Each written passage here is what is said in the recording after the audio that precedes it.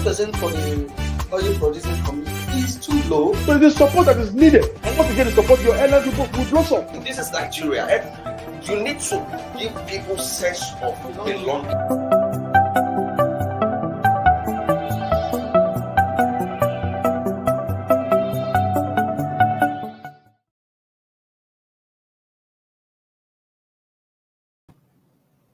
Hello there. Welcome to 2nd February 2022 edition of Inside Nigeria.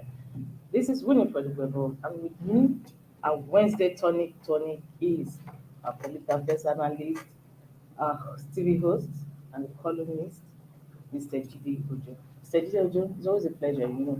Today you are a red cap tattoo. I transform like chameleon. I could be Amaya Nebulesi. I could be I chief for another time. But let's thank God for life. Yeah. Happy New Month. Happy New and month. Today there is a rhyme.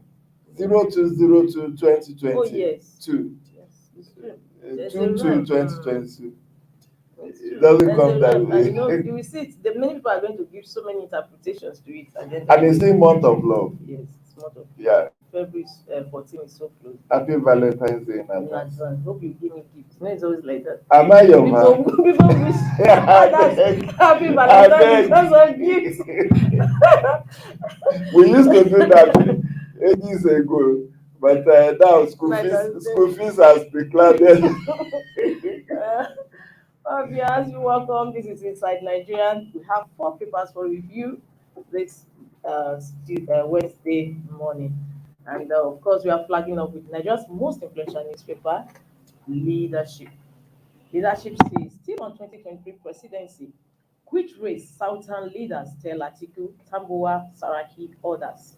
2023 presidency, which race Southern leaders tell Atiku, Tambuwa, Saraki, others.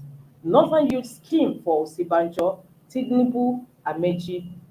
I'm not eyeing vice presidential slot under Atiku, says Wiki. Atiku visits IBB in Minna. SAPC reps form new bloc. All these potpourri of stories on Leadership this morning. And I just want to take you briefly to Sun newspaper because Sun is also talking politics. Let's have Sun newspaper. Sun says pressure mounts on Buhari to sign electoral bill into law. Pressure mounts on Buhari to sign electoral bill into law. PDP senators, reps lead pack. Ohaneze, MBF, TMG, others insist time is now. Bill to increase minimum educational qualification for president, lawmakers scale force hurdle. This is Sun newspaper. So, Mr. Didi, how do you marry the two together? Marriage of inconvenience. The first one, that's from Leadership, is talking about Southern leaders warning the Northern counterparts to stop parading. Yes. But it's their aspirants. Nothing is wrong with aspiring to be president of Nigeria. You see, these are just to make the numbers. Although Atiku is a strong contender, I must always at all times. And there are arguments that rather than looking at alternation of power between North and South, it should be on geopolitical rotations. Okay. And those who are of that opinion believe that if we do geopolitical zone, the northeast zone is as marginalized as the southeast. I don't know whether it has even to North do Central with too east. is also saying that they are marginalized. With IBB and Abdusalami. Do you know what they call Niger State? Power State. How can they be marginalized? Oh, Power State. I thought Yes. they were linking it to the power generation. No. Energy. Well, it could be either that or that they are also looking at those who have held the levels of power in Nigeria. IBB, Abdusalami are both from Niger State. Just like the case of Buhari and Umaru Musa Yar'Adua from Katsina. But more importantly, and I think everybody can aspire. The people will determine who wins are the power brokers. And they are the ones that will now determine whether power should move to northeast or should go to southwest or southeast. It's an interesting time, and these people will definitely provide some succor to many jobless youths because now you see formation of support groups. Yes. I was shocked over 1 week ago when I was on the TV program, and the host told me as I'm there that there are 2,500 support groups for Tinubu alone. Wow. Barely 2 weeks after he declared his intent, 2,500.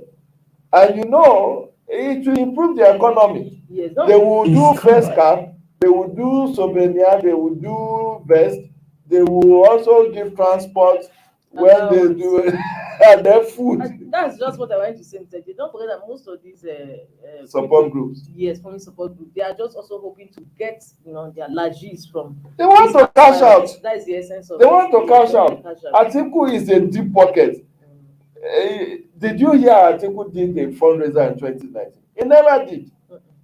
Single-handedly funded his presidential race, just like Tinubu would do. Yes. I know Tambuwa. Don't forget that Tinubu boasted then that he was richer than Osun State. It wasn't a boast. He said it now. Yes, He said he told Kabiyesi the Atajo of Osogbo. He said, Kabiyesi, with all due respect, you don't have money that I will steal. I'm richer than this thing. And anyway, it's from Washington.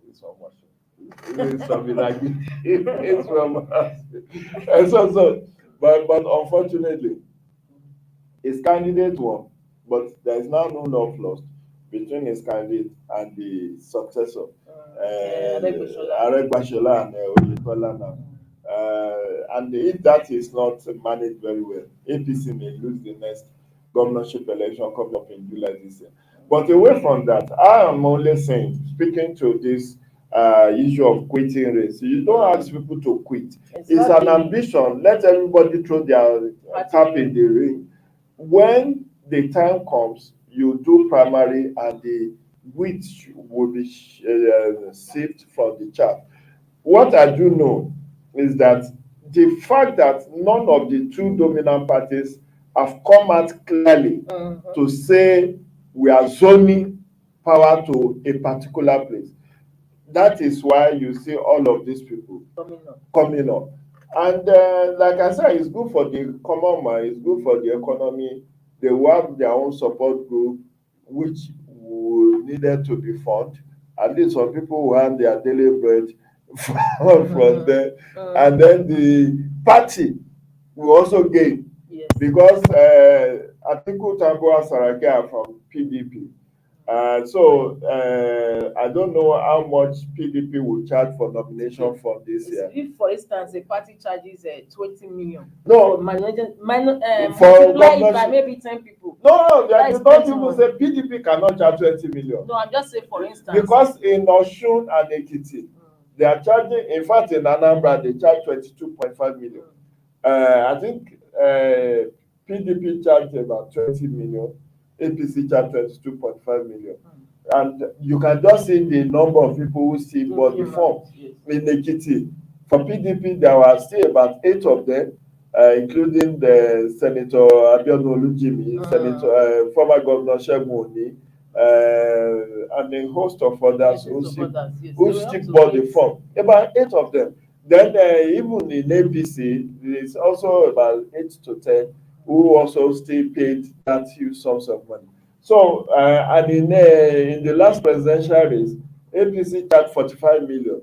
Maybe they will go 100 million this time around. So, it's at that time you know those who are serious.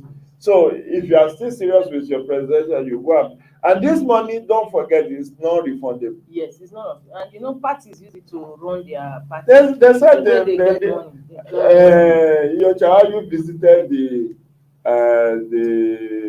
construction site of their national headquarters that have been in under construction for over 15 years now. Last week, and he promised to see to it that he completes that building project. During his tenure. During his tenure. So it's from From for people like this that when they buy the form, so the party is smart by not doing zoning. Because if they do zoning, these people will not show interest. If they don't show it, like in APC, because APC kind of endorsed Mr. President for re-election, they didn't make much money. There was nobody else to buy from. But had it been that they kept quiet, it would have been bazaar. So they will pay, party will make his money. At the end of the day, there will be an anointed candidate, somebody will win. So it's just like it's early in the day for us to really know where the pendulum will swing. But what advice will you give to this Southern leader instead of talking to their northern counterparts to step down for them? What would you advise? Well, for me, I think it's just for want of something to say. These are early days. Even Gideon that is seated there beside you can throw his. I can declare my own interest to run for the president. And when they ask me for the platform, I will say I'm consulting.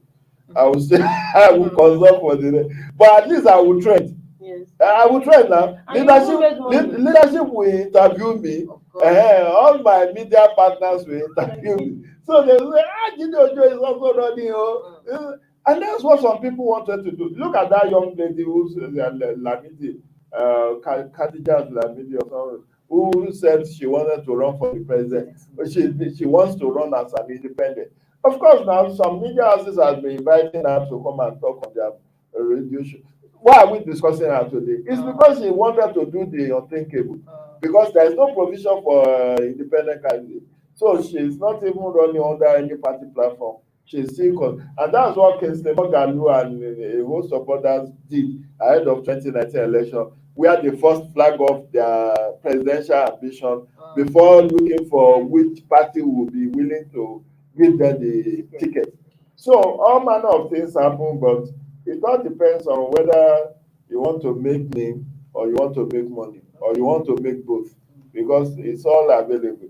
And some of these people, they will crowd the space so that they can be negotiated out. Yes, that's what happens at the end of the day. Yeah, you understand that. You just crowd the space. Yes, then when also add to when they now start negotiating, they want to cash out. So when they start negotiating, say, "My brother, now calm down. How much have you spent on your card? I've spent over 250 million. And since January, I started. meanwhile, all the posters out there may not be up to 5,000. The guy will say, they will say, okay, I can't give you 250 million. You just manage this 100 million. Okay. Just for the interest of the party. You see why corruption will not continue? That is corruption now. That is why you see all of them. Okorocha 2 days ago said he's also contesting. And EFCC went after him. Just 3 hours after. It doesn't matter. So they kept his case in the cooler. They interrogated him 2 years ago. They didn't file any charges against him. The moment he files, and that's why our anti-corruption agencies need to be smarter than that. When you have issues with a politically exposed person, don't choose the wrong time to do the prosecution. You interrogated Okorocha 2 years ago in 2019 for 2 days. You didn't file any charges against him. In 2021, you didn't file any charges against him. Then he held a breakfast meeting where he publicly and formally declared. Then 3 hours, 4 hours after, you say, "Oh, we are dragging you for 17." No, it's not done. You see, it's about perception. It's not like I'm holding brief for him, but the perception is that he's being prosecuted. Yes, exactly. He's being witch-hunted. Yes. That somebody is drumming, and they're making him popular. You know, he's in a running battle with his governor, Opus Odima. They don't see eye to eye. So what happened to his His brother-in-law, yes, son-in-law. his son-in-law, where he was abducted from a church, where he was doing his funeral Thanksgiving service in honor of his late mother, and they went and abducted and brought him to Abuja from Owerri.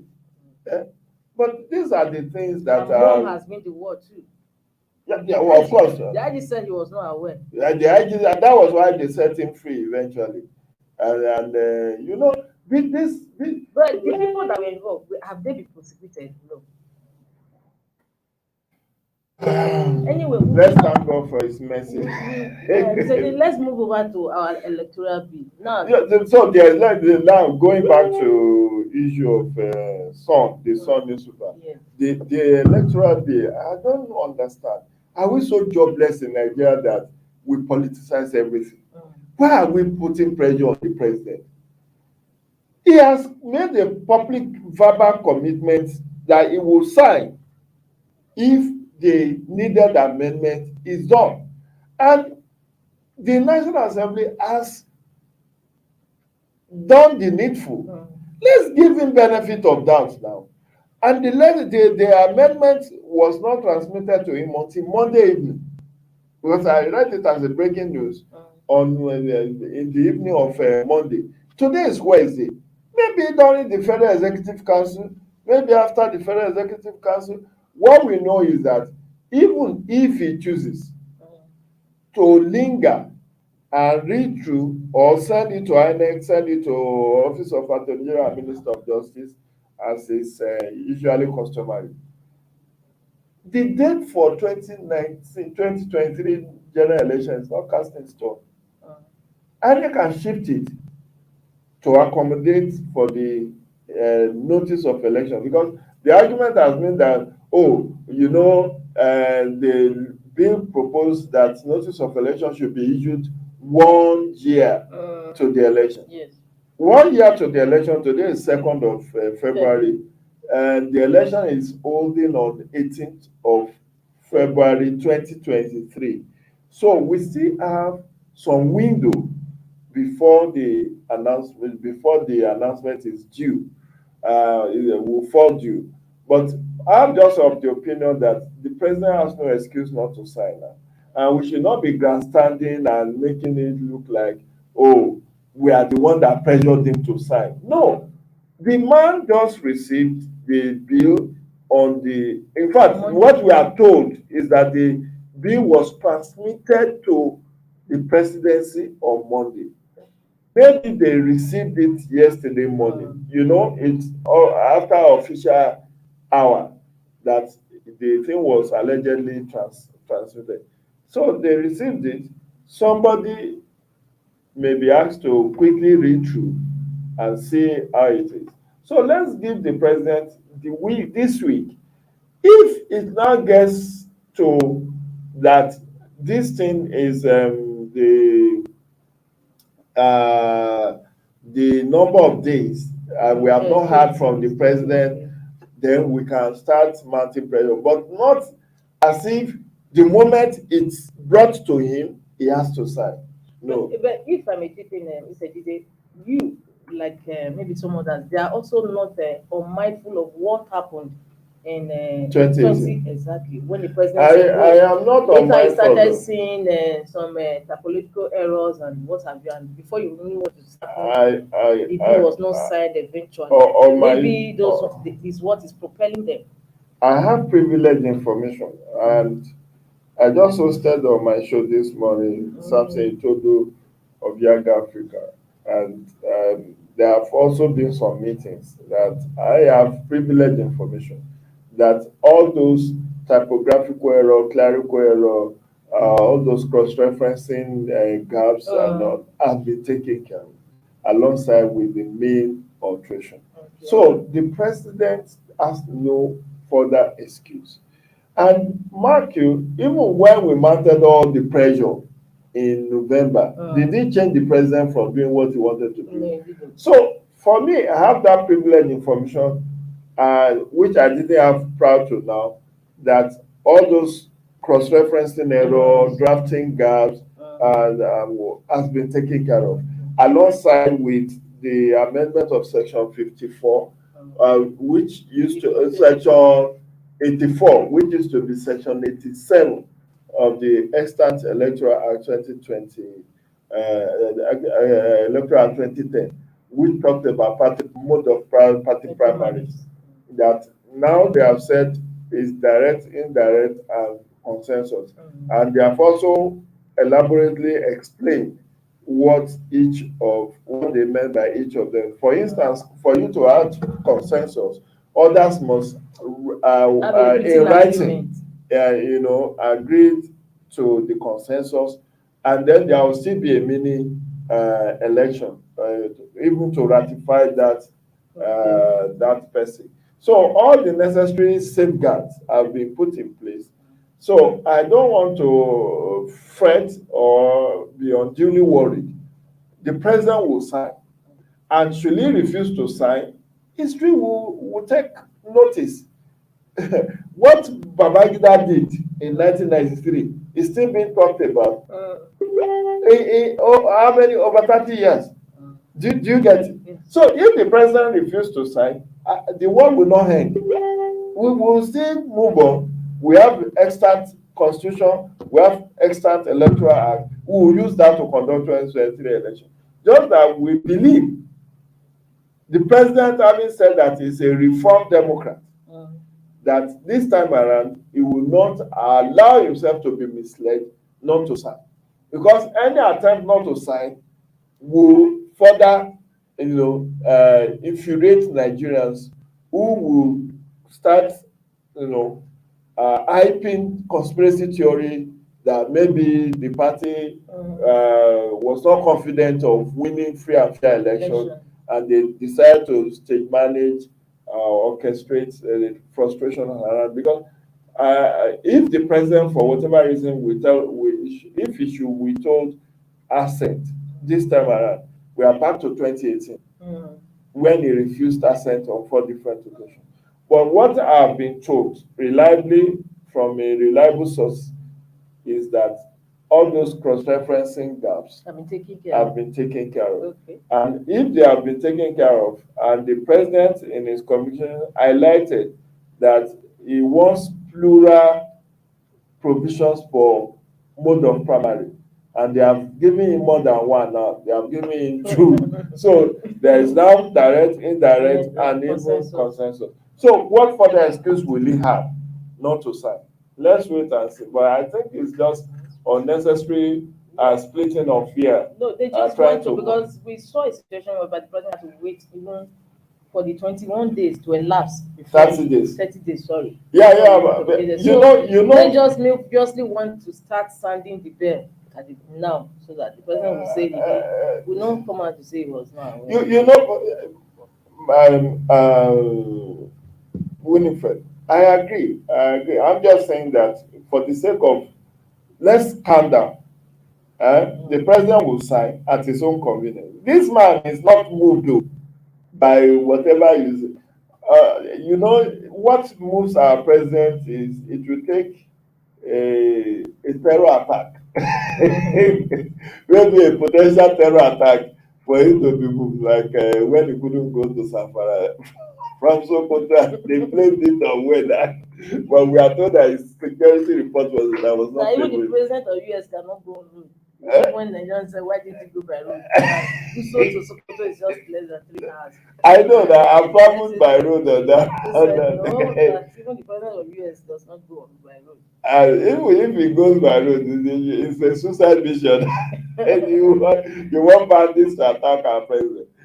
This one that there is school everywhere across the African region. But the more important, jokes apart, I believe the president will sign. We should just calm down.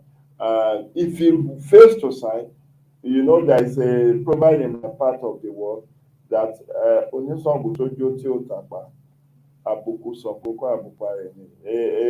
Bata follower, a Sango worshipper, who danced Bata drum without kicking his leg, because you have to kick your leg, like Atilogu dance. If he fails to do that, it's not bringing shame on the Sango that he worships. It's on himself, because Some has already prescribed how he danced the hair. So I'm giving the president benefit of that he will sign. He has no choice but to sign because he said he doesn't want to leave power as a failure. And he said, I mean, there was a group that met with him yesterday. They called themselves 2022 Committee. I don't know. So he has promised support, maximum support for them.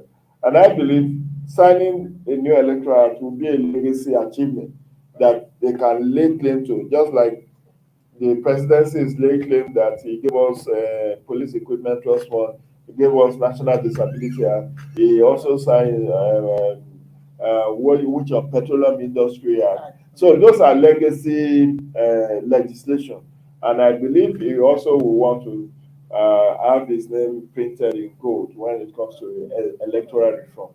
So the president will definitely sign, but I can't say exactly. You know, he's a man that does things at his own time, at his own pace. So you can't hurry him. But I believe he will sign. But more importantly, I think it's implementation that we should be more mindful because even the extant electoral act is not really as flawed as many of us may want to make. It's the operators of the system. Imagine, let me give you an instance. The law says a returning officer, once he makes a declaration, cannot be overturned, even by those who appointed him, which is INEC. You know, because they want to give the man some measure of safeguard, immunity, protection. You understand? So nobody can obtain what you have declared, except court, except election petition tribunal or court. So that provision is in the electoral. But what did we see? We now saw desperate politicians who will now hold these people hostage and force them to make wrong declaration. That was what we saw. But is it the intendment of the law? The law says protect this person, and that's why INEC doesn't even publish the names of returning officers because they don't want people to induce them or to pressure them. But these desperate politicians, once they get to know who the returning officer is, like the case in the Imo, you took the words out of my mouth. Even this embattled former governor, he was said to have also heard the. That's what we are saying.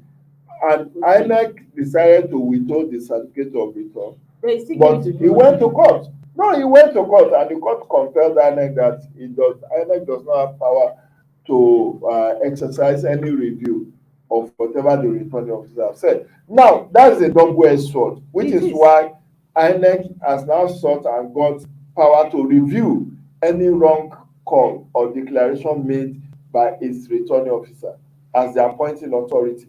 Because what the law actually felt, let's protect this person, let's insulate him from being unduly influenced, so that a INEC official, INEC chairman does not call him aside and say, this is the person that you should go and return. He can make up his mind. But now we saw a situation where the returning officer are being held hostage and are being put under pressure and they are making wrong declaration. So it's about the operators of the system, not really about the law. The same thing with the Constitution. So many lofty ideas, lofty provisions in our Constitution, but the operators will find a very clever way to manipulate and ensure that they take advantage of the loophole in the Constitution. You can't have a Constitution that will be an encyclopedia. It will be too wordy to envisage and put all provisions. That's why there are subsidiary legislations like guidelines, manual, handbook, just to further simplify certain provisions in the law. But no thanks to our desperate politicians. Who always exploit the system. Well, viewers, we are going on a break now. We want to pay our bills. When we come back, we'll continue with the review. Don't go away. Stay tuned.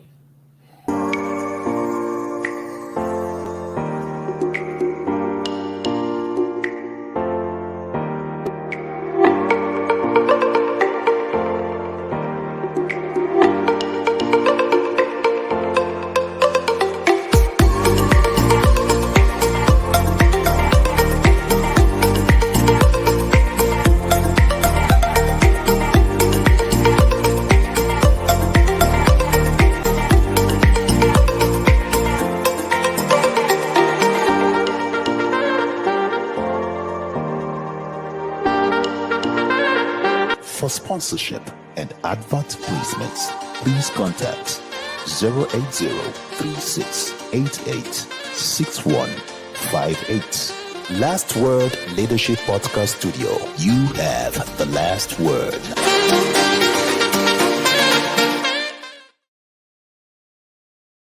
Inside Nigeria, keeping you informed on what matters.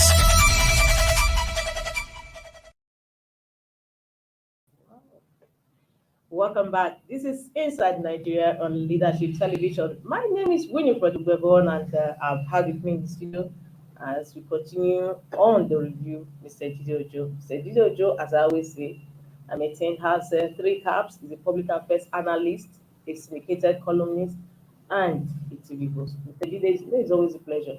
And I'm the And Asorogba and Yuwa. today you are wearing a red cap.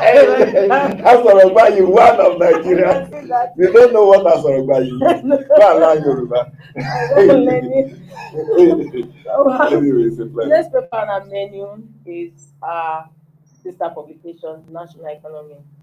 National Economy. Industrial crisis looms over new tax on carbonated drinks. Industrial crisis looms over new tax on carbonated drinks. This is on National Economy this Wednesday. I don't know. Even me, I'm one of those that will carry placards because I am a lover of carbonated drinks. Is that Seriously. I just look at you and say I fancy you. I'm not pity you, I fancy you. Because I can't even take a sip of any of this carbonated drink. Anyway, for personal health reasons, my body just doesn't. My body chemistry doesn't agree with carbonated drink. But that's not to say that those who want to enjoy it like yourself, Winifred, should not be out or should be made to pay more. And there are so many things that can be taxed. We have property tax. How many people are paying property tax? I'm not sure anybody is even paying. And yet, look at the rent we are being made to pay in Abuja. Yes. A cubicle will be going for 1.2 million, depending on the location in it. Look at Utako, Gwarimpa, and all of those taxes. They say they are town. So because you want to live in town, a cubicle like this, half of this studio will be going for 1.5 million, and people are paying. And meanwhile, the owner of the property never paid any property tax. So there are issue of exotic tax on exotic liquor, liquor, cigarettes. All of these are better than to tax carbonated drinks, soft drinks. So why should people be paying more? You don't want people. That is even those of the low income group that. And that is why people are resisting it now, because the jagabans of this one will only take red wine. They will only take NSC, champagne. Those are the kind of things you find. You will never find carbonated drinks in their fridge. No, they have wine cellar. You know, exotic wines, and they are not paying anything on it. So those are the things that should have been targeted. I know federal government wants more money. I know they are looking for funds to fund the 2023 budget, but it just doesn't make sense. Putting is it 10 naira tax on carbonated drinks? It's not fair on the ordinary citizen, because at least those who want. Those that their body agrees to sugar, they should be allowed to drink themselves to diabetic if they so weak. Hey, but for those of us who God has delivered from carbonated drinks, I can't take a sip. If I do, I will have side effects almost immediately. But I have people who it doesn't do anything to their bodies, and then this very harmattan period when you become so thirsty, people need to take something. And it's the poor and the low income earners that depend on these carbonated drinks most, because they can't afford. Many of them can't even buy a bottle of beer, and you are now saying that you want them. It's a wrong-headed policy, actually. I don't think it should stand. There are other things that could be targeted. Yes, for And also, don't forget, on this carbonated drinks, you are paying VAT already. For every bottle you yes, buy, you are paying VAT already. because you are paying VAT on consumption. So why should you be doubly taxed? Taxed again. It's not fair. It's not fair. So I will carry placard on your behalf, Winifred, even though I don't drink it. But at least it's not to say that those who love it should not enjoy it. It's part of our right to life, right to food, right to a decent living. So, but the industrial crisis, I don't think it's something that should even lead to protest. Yes, it's part of the agitations of NLC. No, what I think could be done is that they should go to industrial court or approach any court of competent jurisdiction to let the court know why this should not be allowed to stand. You know, one thing, there is a governor I have a lot of respect for, and that's Nyesom Wike. You understand? He has used public interest litigation more than any of his brother governors. Did you notice? Yes. He was the one that took the federal government to court over VAT. He has also won another victory in court over the deduction being used by federal government to fund the police equipment trust fund.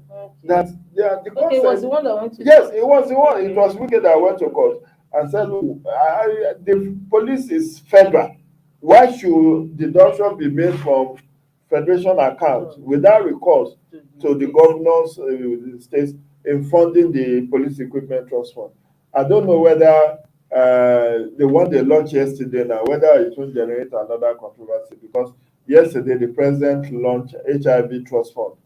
Did you hear about it? Yes, that's what we are looking at on THISDAY. HIV trust fund, 62.1 billion.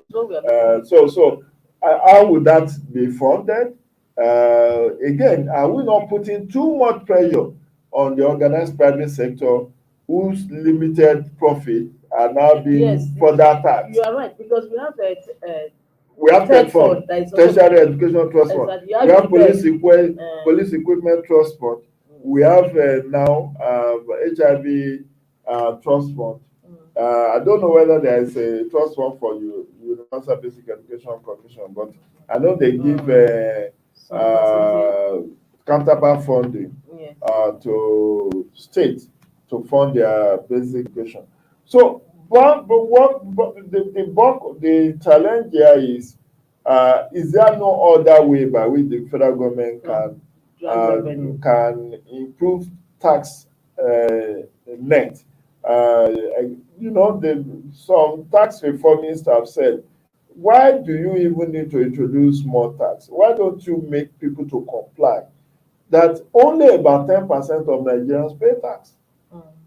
Only about 10% who are government employees, who works in the organized private sector. Because many people who work in the informal sector don't pay tax. It's people like you who work in the organized sector that when you are receiving your paycheck, they have already, they call it pay as you have. But those, if you go to Wuse Market, all those, they are not paying tax. And they are making super profit, as my lecturer would say, super profit that they are making, and they don't pay tax. So why don't you encourage them and bring them on the tax net, rather than increasing tax on consumption when people are already being made to pay value-added tax? I don't think it makes much sense. Okay. From national economy, we move over to THISDAY newspaper, and that is our last paper on our main this morning. And this day stories a little bit on the head side. And the headline says, to stem HIV tide, Buhari launches 62 billion naira trust fund to fight disease. To stem HIV tide, Buhari launches 62 billion naira trust fund to fight disease. Dangote pledges private sector support. Yeah, I watched the news yesterday. Winifred, very sad news. Nigeria has the highest number of mother-to-child HIV infection globally. Yes, it's been like that for years. I covered health, and that was the story we were reporting then. And I'm Very still surprised it's unfortunate. still the story. It's like the 20. same. That's what prompted this HIV trust fund. That Nigeria has the highest globally, highest number of mother-to-child transmission of HIV, which is preventable. Yes, it is. But because there's a lot of ignorance, the people are not testing and all of that, these innocent children are brought to life to come and suffer life of medication and health care challenge. And this is preventable. So why should Nigeria always be the one to get trophy for the wrong things? We are the number 3 most terrorized country in the world. We are the poverty headquarter in the world. We are a country that maternal infant mortality Infant and is also the highest. maternal and infant mortality is one of the highest in the world. The highest. The second to India. The one we were, some years ago, I attended an health conference and they said Nigeria is one of the paying countries on polio. We were the last to exist. Afghanistan, India, and Nigeria. We were one of the pains of the world. So eventually we exited polio eradication. We got certification last year. Yes. Was it last month? They said they discovered 68 fresh. Yes, those ones are vaccine generated. Those vaccines causes some polio. So it's not the normal white polio virus. Oh, okay. It's vaccine, but if care is not taken, that is my fear now, because I've been sitting on the edge ever since that. I hope we will not have this white polio virus. The ones that have been seen is a vaccine. How does vaccine generate polio? Yes, it does. I cover head for a long time. Are you an esthetician? Yes, I cover head for many years. I reported head issues for many years. So I still know how this thing works. Anyway, whatever it is, let's join hands to put HIV behind us. The rest of the world, vaccine derived. But whatever it is, mother child transmission of HIV it should be a no-no.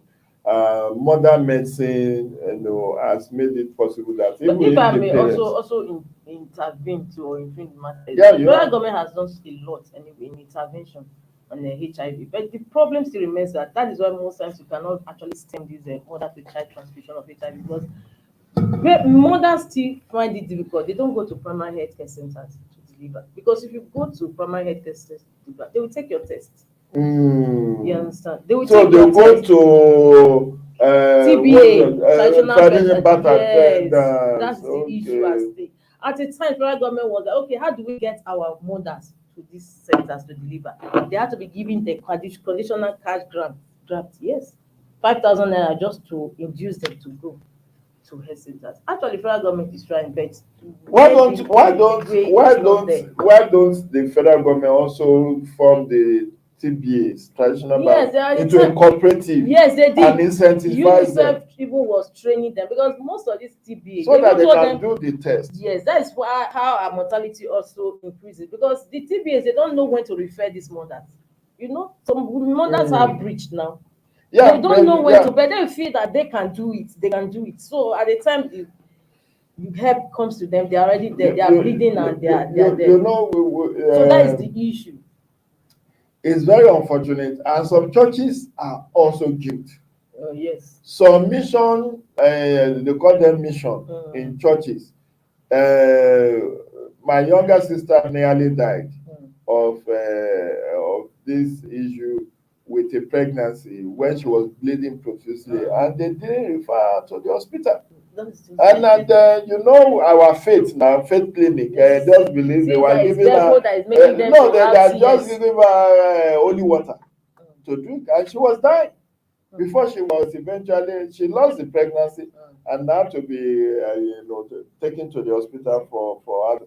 So once a mother is tested of HIV, he doesn't go through normal birth; he goes through CS. You understand? So blood of the child will not miss as it's being boosted. So they give them CS. So these are the issues. But mothers don't go to. Again, Again, you know what it costs to do CS. The Cesarean At the section time, costs. FCT was even giving them free because we went to one of the general hospitals in FCT then. So Even if if government everybody- can intervene, ensure that cesarean section for HIV patients is free, so that they will not go to this TBA to deliver as a result of not having money for delivery at the government hospital. At the time when there was a trip that we made to Edo State, there was this established, refurbished, furnished primary healthcare centers. My mothers were not going there. Meanwhile, the matron there pointed to me that the head nurse, that there's a TBA woman behind, that the women were patronizing. They were not coming to the hospital. So that's to tell you how bad it was. No, it could be bad, but how did other countries that are not as exposed, not as civilized as Nigeria, how have they been able to overcome? We should learn from best practice. I'm not saying from Western countries. What about Ghana? Let's take a study of Ghana. How is Ghana doing it? How is Sierra Leone doing it? How is South Africa doing it? So that we know we are part of the same continent. If there is a innovative way they have overcome their own mother to child, because HIV/AIDS infection in South Africa you know, it is was high, small, yes, very. It was like the highest in Africa at some point. Yes, And so how have they been able to do it to stem the tide of mother to child transmission of HIV/AIDS? So we need that good experience. What's it But called? we have more cultural differences here than in South Africa. How do you mean? How do I miss this? The fact that some have to take permission from their husbands. They believe that they don't want to. You know what I'm talking about? Some cultural and But legal that's differences than in South Africa. You see, cultures in Africa are very similar to a very great extent.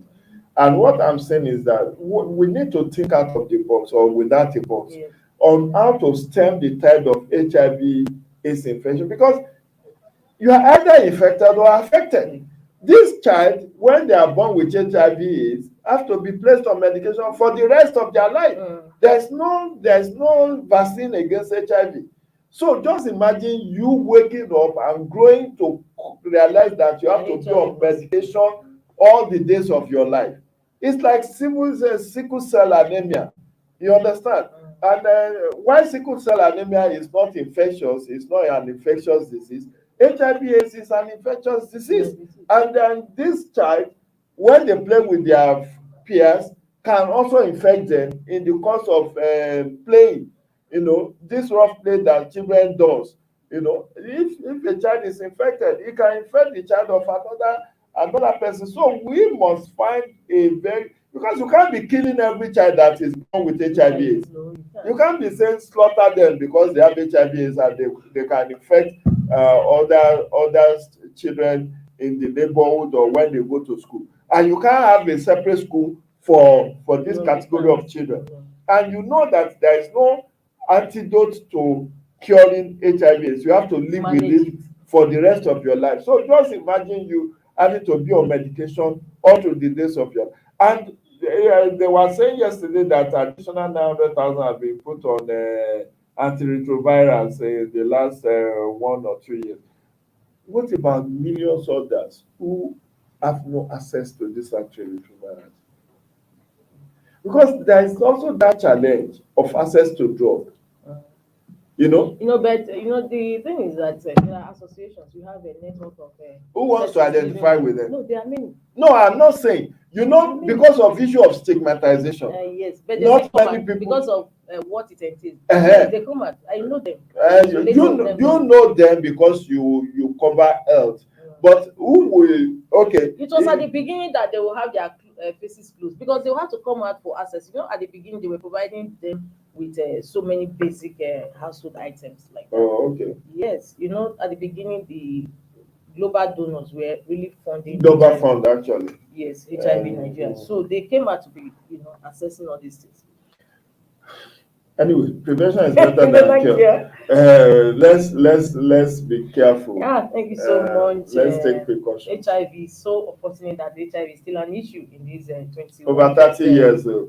century. Over 30 Yes, it's still an issue. But And I thank hope God one that, day soon. our president is rising to the occasion to stem the tide. That's, It's a good one. It's a very good one. President Muhammadu Buhari, the thumbs up to you. Thank you so much. Well, viewers, this will be called Join the Court on today's Inside Nigeria. It reached your leadership television. My name is Winifred Ogbebo, and I've had with me in the studio. It's always a pleasure to host him because he's a title chief right now. You can see he's wearing a red cap. A red cap chief. So, Mr. Jido, it's always a pleasure to have you on our program. My pleasure. I also look forward to having you same time next week. Happy New Month and happy Valentine's Day in advance. So, leadership should be getting ready my Valentine gift.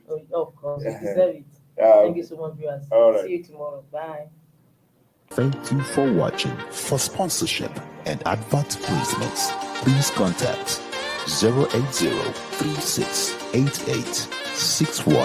080-3688-6158. Last Word Leadership Podcast Studio. You have the last word.